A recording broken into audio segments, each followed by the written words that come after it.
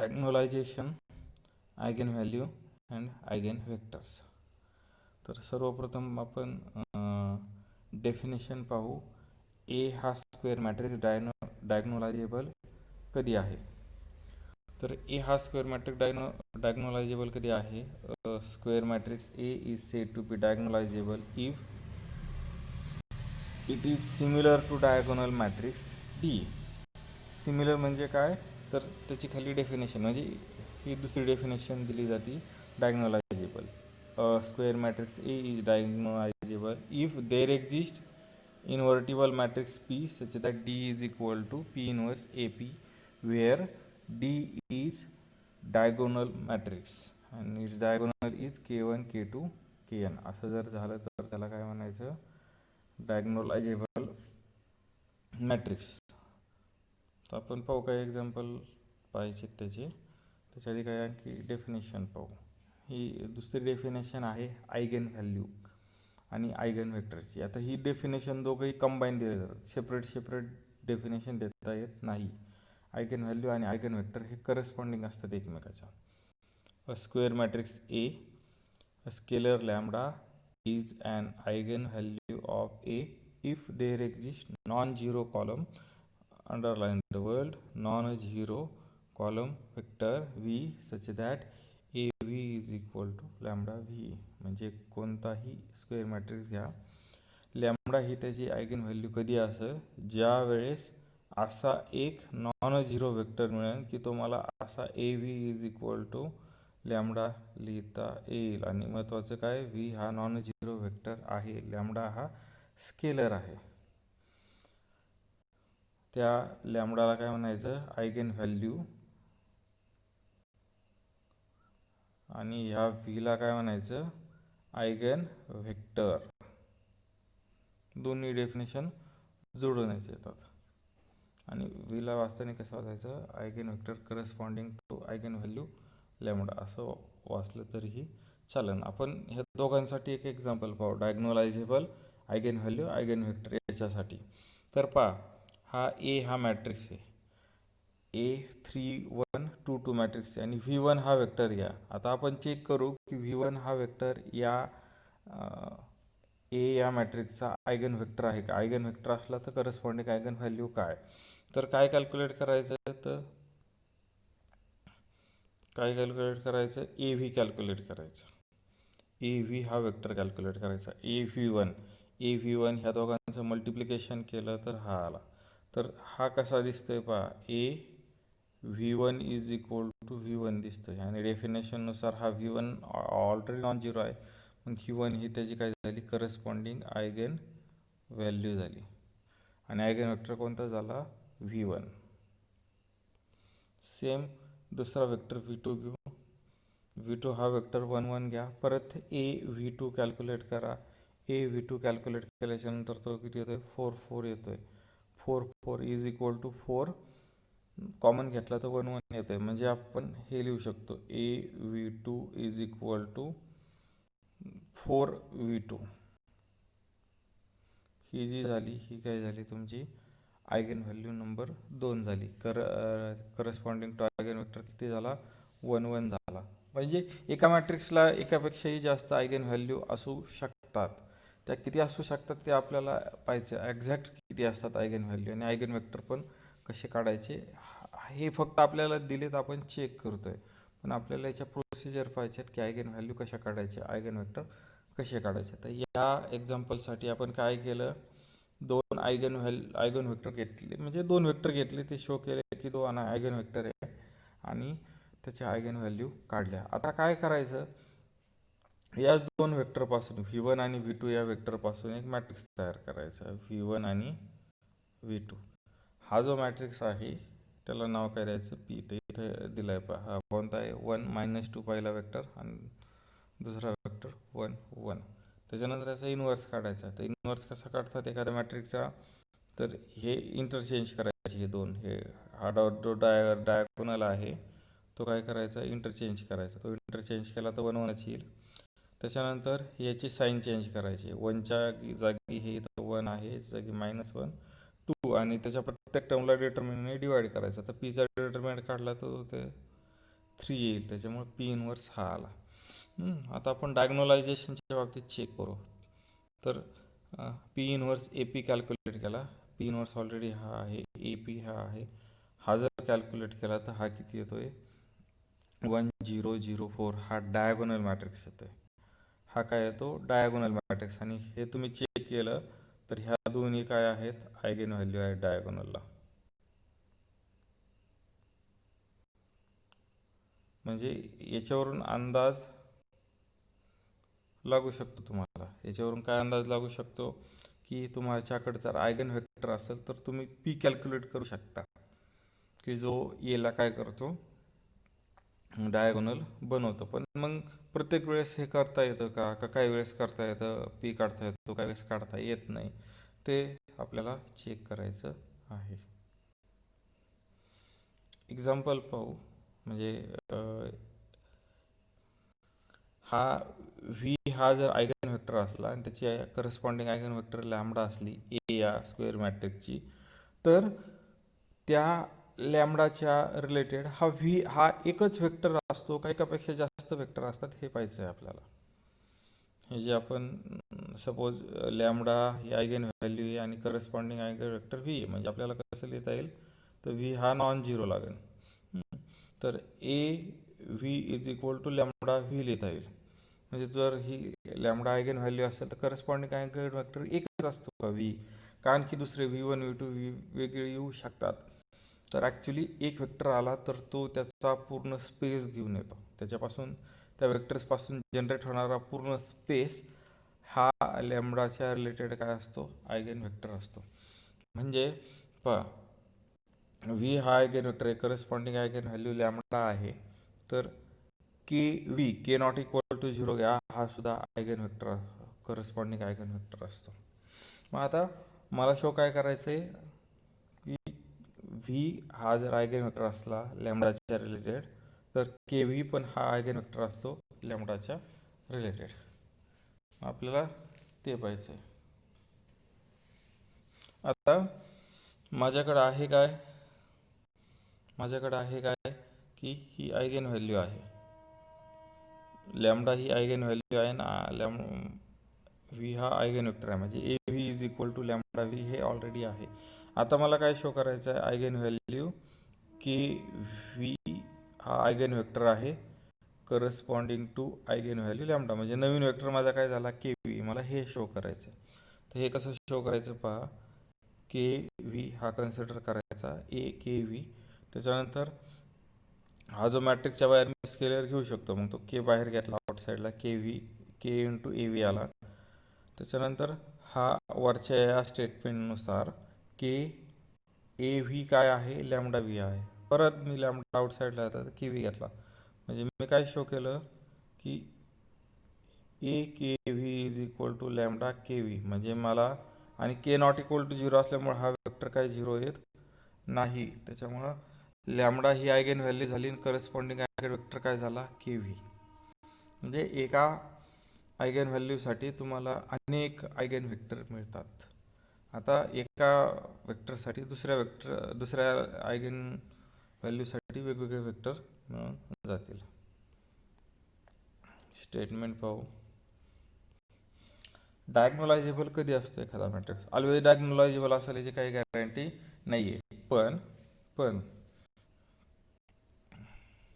कोणताही N square matrix घ्या, तो सिम्युलर टू डायगोनल मॅट्रिक्स डी कधी असेल, इफ अँड ओनली इफ म्हणजे डायग्नोलायझेबल. थोडक्यात ए हा डायग्नोलायझेबल कधी असेल की त्या एला N linearly independent eigenvector मिळतील. किती आयगन वेक्टर मिळायला पाहिजे, एन, पण लिनियरली इंडिपेंडंट.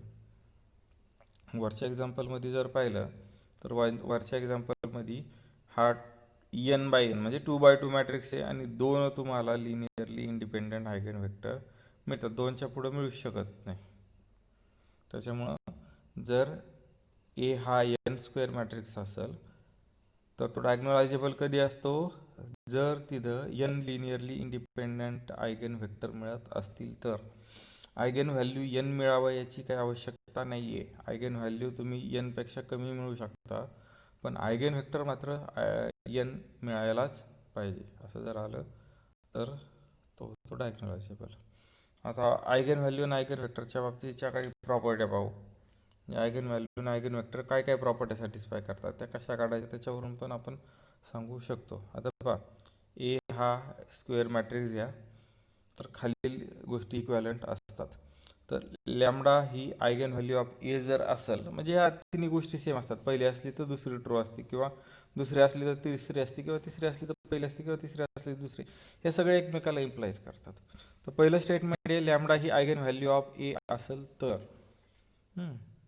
तर काय असतं, एम हा मॅट्रिक्स सिंग्युलर असतो. तर एम हा मॅट्रिक्स कसा काढायचा, आधी ए हा मॅट्रिक्स घ्यायचा, त्याच्यानंतर दुसऱ्यांदा डायगोनलला म्हणजे आयडेंटिटी मॅट्रिक्स घ्यायचा, आणि डायगोनलच्या सगळ्या एंट्री काय करायचा, लॅम्बडा घ्यायचा. आयगन व्हॅल्यू लॅम्बडा ही आयगन व्हॅल्यू आहे, त्याचं सबट्रॅक्शन करायचं, याचा डिटर्मिनंट काढायचा. याचा डिटर्मिनंट हा 0 यायला पाहिजे. लॅम्बडा जर आयगन व्हॅल्यू असेल तर हा जो एम आहे, ए मायनस लॅम्बडा आहे, हा सिंग्युलर असतो, म्हणजे त्याचा डिटर्मिनंट किती असतो, 0 असतो. हे दुसरं स्टेटमेंट. आणि तिसरं स्टेटमेंट काय आहे, लॅम्बडा हे रूट असतं त्याचे कॅरेक्टरिस्टिक पॉलिनॉमियलचं. ए हा मॅट्रिक्स घ्या, एच्या रिलेटेड काय करा, कॅरेक्टरिस्टिक पॉलिनॉमियल काढा. एच्या रिलेटेड जर कॅरेक्टरिस्टिक पॉलिनॉमियल काढली तर लॅम्बडा हे त्याचं काय असतं, सोल्युशन असतं. म्हणजे delta lambda is equal to 0. ह्या तिन्ही गोष्टी सेम आहेत. म्हणजे तुम्हाला जर आयगेन व्हॅल्यू काढायला लावली तर तुम्ही काय करू शकता, मॅट्रिक्स हा मॅट्रिक्स ड्रॉ करायचा, त्याच्यावरून कोणता मॅट्रिक्स ड्रॉ करायचा, ए मायनस टी आय हा ड्रॉ करून हा इक्वेट टू 0 करून टीच्या व्हॅल्यू काढायच्या. किंवा काय करायचं की लॅम्बडा म्हणजे या कॅरेक्टरिस्टिक पॉलिनॉमियल काढायची आणि त्याचे सोल्युशन काढायचे. त्याच्यानंतर आपण आयगेन स्पेस म्हणजे काय ते पाहू. आयगेन स्पेस म्हणजे काय, तर लॅम्बडा ही आयगेन व्हॅल्यू आहे, त्याच्यावरून लॅम्बडा ह्या आयगेन व्हॅल्यूवरून करस्पॉन्डिंग आपण आयगेन वेक्टर काढू शकतो. करस्पॉन्डिंग काय काढू शकतो, आयगेन वेक्टर काढू शकतो. त्याचा स्पेस म्हणजे त्याला काय म्हणायचं, आयगेन स्पेस. ही एक डेफिनेशन आहे. आणि दुसरी डेफिनेशन ही की सोल्युशन स्पेस काढायचा. आयगेन स्पेस फॉर लॅम्बडा म्हणजे काय, सोल्युशन स्पेस काढायचा. कुणाचा, M X is equal to 0 याचा सोल्युशन स्पेस काढायचा. एम एक्स एम आणि एम म्हणजे काय, A minus lambda I. Actually हाच झाले तुमचे procedure to finding eigenvector. Eigenspace म्हणजे काय की सोल्युशन स्पेस असतो. M X is equal to 0 या इक्वेशनच्या एम काय आहे, जो आपण आयगेन व्हॅल्यू काढण्यासाठी जो एम वापरला तोच, M is equal to A minus lambda I.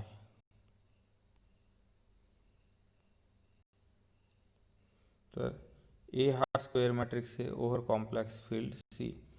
तर एला ॲटलिस्ट एक आयगेन व्हॅल्यू असतीच. ए हा स्क्वेअर मॅट्रिक्स घ्या ओव्हर कॉम्प्लेक्स फील्ड, त्याला ॲटलिस्ट एक आयगेन व्हॅल्यू असते. हा थेरम आहे related to fundamental theorem of calculus, fundamental theorem of algebra, fundamental theorem of algebra. कोणतंही पॉलिनॉमियल घ्या, त्याला ॲटलिस्ट एक कॉम्प्लेक्स रूट असतंच. त्याच्यावरून हा थेरम बनवलेला आहे. आणखी काही हे पहा, V1 V2 Vn हे नॉन झिरो आयगन वेक्टर असतील, आणि त्याच्या रिलेटेड हे नॉन झिरो हे आयगन व्हॅल्यूज असतील. V1 V2 हे नॉन झिरो आयगन वेक्टर आहे, आणि त्याचे करस्पॉन्डिंग आयगन व्हॅल्यू कोणते आहे, लॅम्बडा 1 लॅम्बडा 2 लॅम्बडा एन. तर हे सगळेच्या सगळे आयगन वेक्टर हे लिनियरली इंडिपेंडंट असतात. म्हणजे तुम्ही लॅम्बडा 1च्या रिलेटेड आयगन वेक्टर घेतला V1, लॅम्बडा 2च्या रिलेटेड आयगन वेक्टर घेतला V2, लॅम्बडा एनच्या रिलेटेड आयगन वेक्टर घेतला Vn. तर हे V1 V2 Vn हे सगळेच्या सगळे वेक्टर काय असतात, लिनियरली इंडिपेंडंट असतात. आता एक पहा, एका आयगन व्हॅल्यूसाठी लॅम्बडा 1 या आयगन व्हॅल्यूसाठी 2-3 वेक्टर येऊ शकतात. असे नेसेसरी नाही की लिनियरली इंडिपेंडंट वेक्टर येऊ शकतात. त्याच्यानंतर पुढचा थेरम पहा, हा एक फायद्याचा आहे डायगोनलायझेबल काढताना. कॅरेक्टरिस्टिक पॉलिनॉमियल डेल्टा टी घ्या ए या एन स्क्वेअर मॅट्रिक्सची. जर डेल्टा टी ही जर एन डिस्टिंक्ट फॅक्टरचा जर प्रॉडक्ट असेल, म्हणजे T minus A one T minus A two हे जर डिस्टिंक्ट असतील N factor, N square matrix आहे, एन जर डिस्टिंक्ट फॅक्टर असतील तर ए हा सिमिलर टू डायगोनल मॅट्रिक्स असतो, म्हणजे ए हा डायगोनलायझेबल असतो. साध्या भाषेत असं, जर तुमचे हे जे फॅक्टर मिळतील हे जर फॅक्टर डिस्टिंक्ट असतील तर तो काय असतो, डायगोनलायझेबल. आणखी साध्या भाषेत सांगायचं, जर डिस्टिंक्ट आयगेन व्हॅल्यू आल्या तर त्याच्या corresponding eigen vector linearly independent असणार आहे वरच्या थेरमनुसार. म्हणजे जर तुमच्या आयगेन व्हॅल्यू डिस्टिंक्ट आल्या सगळ्याच्या सगळ्या, तर त्याला काय म्हणायचं, तो डायगोनलायझेबल आहे. याच्यावरून पण आपण सांगू शकतो. डिस्टिंक्ट नाही आल्या तर आपण काही सांगू शकत नाही. आता अल्जेब्रिक मल्टिप्लिसिटी आणि जॉमेट्रिक मल्टिप्लिसिटी काय आहे ते चेक करू. लॅम्बडा ही जर आयगेन व्हॅल्यू असेल एची आणि करस्पॉन्डिंग आयगेन वेक्टरची गरज नाही. जर लॅम्बडा ही आयगेन व्हॅल्यू ऑफ ए असेल मॅट्रिक्स एची, तर अल्जेब्रिक मल्टिप्लिसिटी कशी डिफाईन केली जाते, तर multiplicity of lambda as a root of characteristic polynomial. आता सपोज माझ्याकडे कॅरेक्टरिस्टिक पॉलिनॉमियल आहे delta T is equal to T minus two cube T minus one square. आता ह्या सपोज आता याचं रूट म्हणजेच काय, आयगेन व्हॅल्यू असते. याचं रूट काय आहे, लॅम्बडा इज इक्वल टू 2. तर या इक्वेशनमध्ये या लॅम्बडाची अल्जेब्रिक मल्टिप्लिसिटी किती आहे, तर लॅम्बडा टी मायनस टू याचा जो पॉवर आहे ती याची काय झाली, अल्जेब्रिक मल्टिप्लिसिटी झाली. ह्या टी मायनस टूची लॅम्बडा इज इक्वल टू 2ची अल्जेब्रिक मल्टिप्लिसिटी झाली 3 झाली. तशीच लॅम्बडा इज इक्वल टू 1 या आयगेन व्हॅल्यूची अल्जेब्रिक मल्टिप्लिसिटी किती झाली, याचा पॉवर 2 झाली. आता जॉमेट्रिक मल्टिप्लिसिटी पाहू. जॉमेट्रिक मल्टिप्लिसिटी ऑफ लॅम्बडा हा काय असतो, तर dimension of eigen space. Dimension of eigen space त्यालाच काय म्हणायचं, जॉमेट्रिक मल्टिप्लिसिटी. आता थोड्या वेळ आपण हे करू, एक एक्झाम्पल घेऊ. सपोज माझी कॅरेक्टरिस्टिक पॉलिनॉमियल ही आहे t minus two cube T minus one square, ही माझी कॅरेक्टरिस्टिक पॉलिनॉमियल झाली. आता काय करायचं, आयगेन व्हॅल्यू घ्यायची, लॅम्बडा इज इक्वल टू 2. आता लॅम्बडा इज इक्वल टू 2 साठी सपोज मला दोन हे मिळाले, दोन लिनियरली इंडिपेंडंट वेक्टर मिळाले, दोन लिनियरली इंडिपेंडंट आयगेन वेक्टर मिळाले V1 आणि V2. तसंच लॅम्बडा इज इक्वल टू 1 साठी जर मला सपोज दोन आयगेन वेक्टर मिळाले V3 आणि V4, तर लॅम्बडा इज इक्वल टू 1ची लिनियरली इंडिपेंडंट वेक्टर पाहिजे V1 V2 आणि V3 V4. हे लॅम्बडा इज इक्वल टू 1ची अल्जेब्रिक मल्टिप्लिसिटी किती आली, तर 2 आली. अशी पण तुम्ही काढू शकता. लॅम्बडा इज इक्वल टू 2ची अल्जेब्रिक जॉमेट्रिक दोन्ही जॉमेट्रिक मल्टिप्लिसिटी किती आली, 2 आली. म्हणजे इथं t is equal to 2 lambda is equal to 2 घ्यायचं आणि त्याच्याशी इंडिपेंडंट आयगेन वेक्टर किती येत आहेत ते फाइंड आउट करायचे. तीच काय झाली, जॉमेट्रिक मल्टिप्लिसिटी झाली. तर थेरम आहे, इथं मी रॉंगली इंटरप्रेट केला आहे.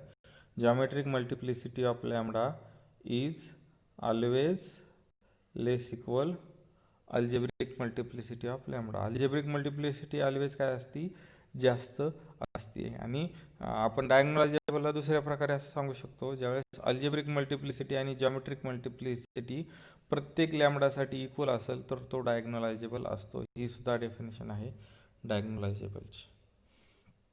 डायगोनलायझेबल ऑफ लिनियर ऑपरेटर, हे जे मागचा पार्ट आहे तुम्ही ऑलरेडी FYला शिकला असालच. पण आता इथं नवीन काय इंट्रोड्यूस केले, डायगोनलायझेशन ऑफ लिनियर ऑपरेटर.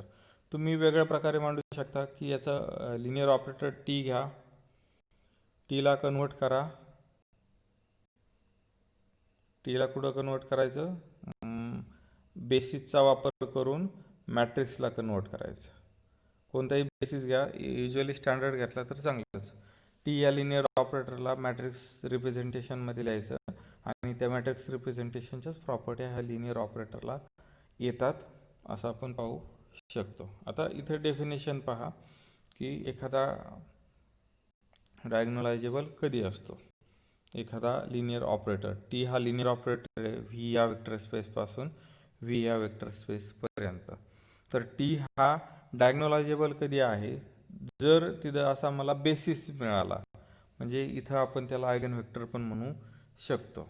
या केसमध्ये जर मला असा तिथं बेसिस मिळाला, बेसिसचा set S u one u two u कसा T of u one is equal to k u one, T of u two is equal to k u two, T of you N is equal to K N you n. असं जर तुम्ही लिहिलं तर पहा इथं आपण मॅट्रिक्सच्या इथे असं लिहायचं A V one is equal to lambda V one. असं म्हणजे हे जे असायचे ते असायचे आपले आयगन व्हेक्टर, आणि जी लॅमडा असायची ती काय असायची आयगन व्हॅल्यू. इथं पण तेच सेम त्याच प्रकारे दिसत आहे. जर तुम्ही आयगन व्हॅल्यू आणि आयगन व्हेक्टरचा इथं एक संदर्भ लावायला गेला तर. पण आपण डायगोनलायझेबल पाहू. हा एस हा असा बेसिस मिळायला पाहिजे, T of U one is equal to K one U N, T of U two is equal to K two U two, T of you N is equal to K N you N. आणि हा जो तुमचा D हा असेल diagonal, तर तो असा असेल diagonal K one K two के एन. तर थोडक्यात हे जे आपण मॅट्रिक्सच्या भाषेत करत होतो तेच हे कशाच्या भाषेत आहे, लिनियर ऑपरेटरच्या भाषेत. तर आपण आयगन व्हॅल्यू आणि आयगन वेक्टरची डेफिनेशन पाहू. आयगन व्हॅल्यू हे लिनियर ऑपरेटरची, टी हे लिनियर ऑपरेटर आहे सपोज व्ही या वेक्टर स्पेसपासून व्ही या वेक्टर स्पेसपर्यंत. लॅमडा ही आयगन व्हॅल्यू आहे.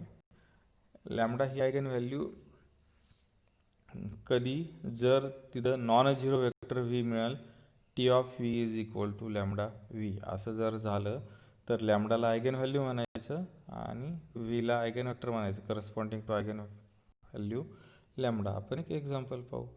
टी हे व्ही टू व्ही आहे. डिफाईन कसं केलं, T of X Y is equal to 2x 2y हे केलं. तर आता मला दाखवायचं, मी एक व्ही वन वेक्टर घेतो. व्ही वन वेक्टर कोणता घेतो, 1 1 हा वेक्टर घेतो. तर पहा टी ऑफ व्ही वन काढला मी, टी ऑफ व्ही वन काढला तर किती येणार, T of 1 1 is equal to 2 2. आणि याला मी असं लिहू शकतो, इथं खाली जर लिहायचं झालं तर 2 इंटू 1 कॉमा 1, म्हणजे मी याला असं लिहू शकतो 2 इंटू व्ही वन. म्हणजे मी असं लिहिलं T of V one is equal to 2 times V one. म्हणजे टी ह्या आयगन टी ह्या लिनियर ऑपरेटरच्या मी हे असं लिहिलं तर 2 ही आयगन व्हॅल्यू आली आणि करस्पॉन्डिंग आयगन वेक्टर काय आला, व्ही वन आला. असं सुद्धा ह्या लिनियर ऑपरेटरमध्ये पाहता येतं. बाकीच्या सगळ्या गोष्टी ज्या वर पाहिल्या आपण मॅट्रिसेसच्या बाबतीत त्या सगळ्या सेम आहेत. तर याच्यात काय काय घेता येईल, आयगन स्पेस घेता येईल. आयगन स्पेस म्हणजे काय की लॅमडा ही आयगन व्हॅल्यू काढा आणि त्याच्या रिलेटेड काय काढा तुम्ही, सगळा स्पेस काढा त्या आयगन वेक्टरपासून जनरेट होणारा, किंवा ते इक्वेशन आहे M X is equal to 0 हे सॉल्व करा. त्याचा सोल्युशन स्पेस एम काय होतं, ए मायनस लॅमडा आय. इथं तुम्ही ए काय घेऊ शकता, टी मायनस लॅमडा आय. आणि त्या प्रोसिजर आपण पाहूच की आयगन व्हॅल्यू कशा काढायच्या, आयगन वेक्टर कसे काढायचे. त्याच्यानंतर हे थेरम, हे जे वरचे थेरम होते ते सगळे वरचे थेरम सेम तसेच आहे, त्याच्यामुळे मी रिपीट करत नाही.